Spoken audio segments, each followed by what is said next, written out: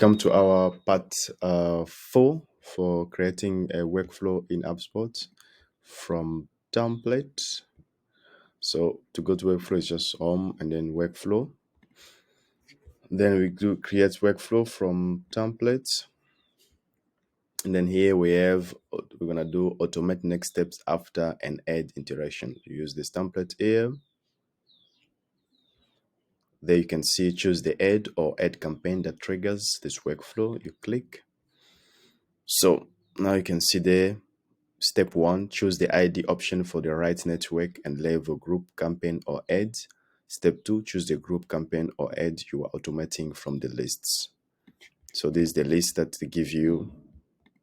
So you're gonna choose the ID from. So first we have Facebook, we have Google, we have LinkedIn.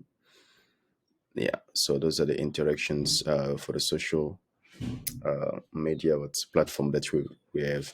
So if you want to create this one from scratch to know how to get to this trigger, so what you're gonna do, let's just click the from scratch. You can see I've changed the trigger type. So as you can see, we have choose how to trigger this workflow. So when you do it from scratch, it's going to be like this because of its contact enrollment trigger. So we have when an event occurs. So when an event occurs, and check there, you have ads. As you can see, there's a singular ad interaction. But if you want to do like to have a lot of ad in the different way, choose another one, click there, close this trigger. So we're gonna have to change another interaction. Just click from scratch, then change trigger type. We have a second one which when filter criteria is met.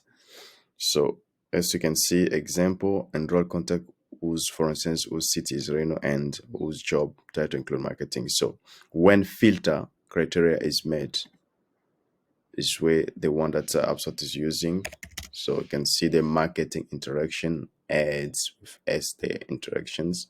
They will have different kind of groups as you can see there. So this is the way that you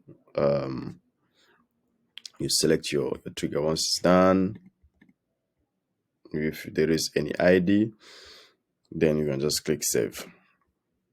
And then after that, once you're done, so which is automate next step after an interaction. So after an ad has been once you do that enrollment trigger, and then here you just click, you can add now any action that you want.